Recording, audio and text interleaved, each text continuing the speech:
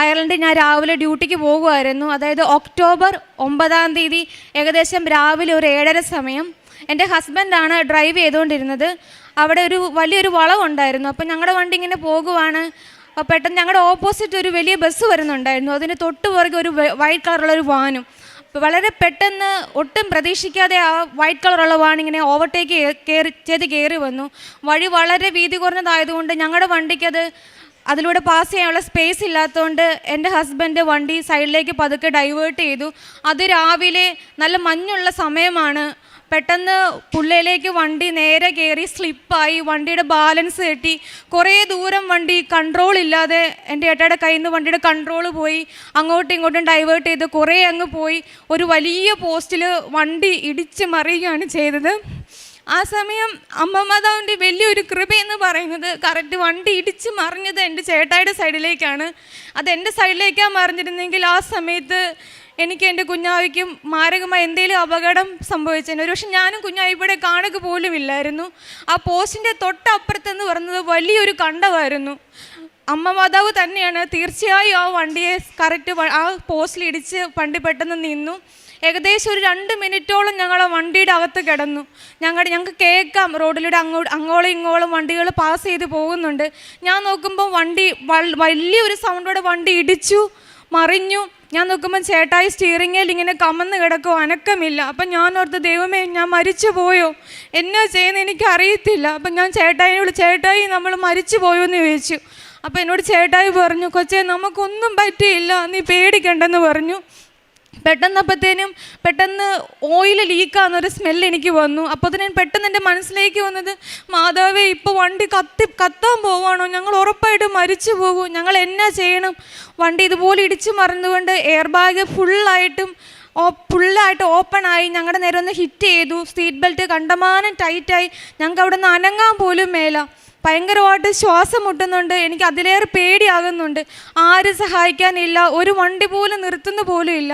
അപ്പം എൻ്റെ ഈ കാശ് രൂപം ഞങ്ങളുടെ വണ്ടിയുടെ അകത്തുള്ള ചെറിയ മിററിൽ ഞാനൊരു കറുത്ത നിറത്തിലുള്ള കൊന്തയിൽ ഇങ്ങനെ തൂക്കിയിട്ടിട്ടുണ്ടായിരുന്നു. അപ്പം ഞാൻ വളരെ ദയനീയമായി അത്തേക്ക് നോക്കിക്കൊണ്ട് മാതാവിനോട് ചോദിച്ചു, മാതാവേ ഞങ്ങളെ സഹായിക്കത്തില്ലേ, ഞങ്ങൾ അതിടന്ന് മരിച്ചു പോകുമെന്ന്.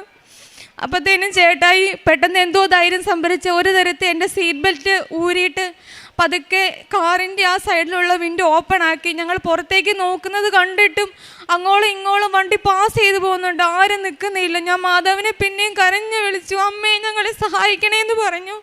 പെട്ടെന്നൊരു ദേവദൂതനെ പോലെ ഒരു ഐറിഷുകാരൻ പെട്ടെന്ന് വന്ന് വണ്ടി നിർത്തി.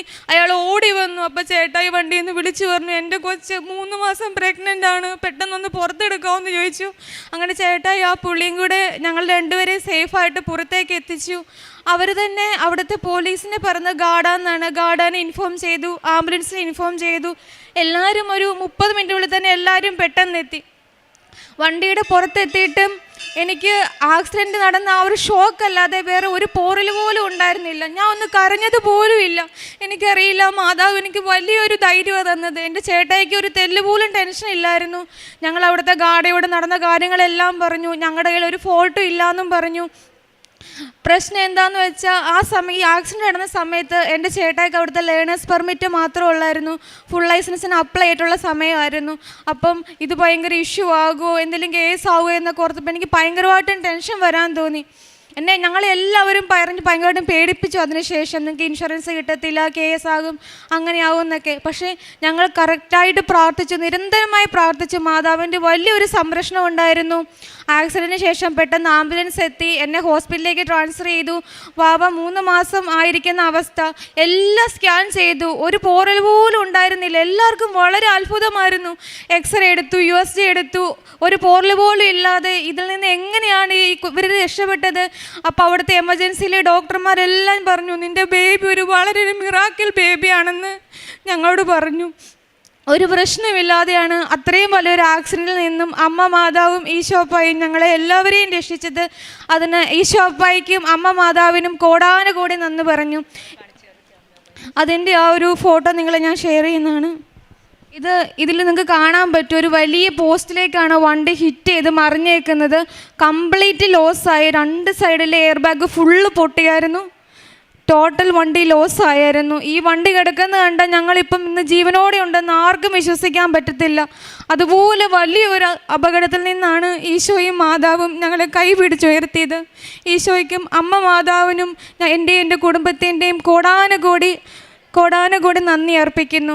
അതുപോലെ തന്നെ ഇൻഷുറൻസ് കിട്ടുന്നില്ല എന്ന് പറഞ്ഞ സാഹചര്യത്തിൽ നിന്ന് ഞങ്ങൾക്ക് ഒരാഴ്ചക്കുള്ളിൽ തന്നെ ഇൻഷുറൻസിൻ്റെ എല്ലാ കാര്യങ്ങളും ലഭിക്കുകയും അതുപോലെ തന്നെ ആ ക്ലെയിം ഉപയോഗിച്ചുകൊണ്ട് തന്നെ ഞങ്ങൾക്ക് പുതിയൊരു വാഹനം വാങ്ങുന്നതിനും അമ്മ മാതാവ് അനുഗ്രഹിച്ചു.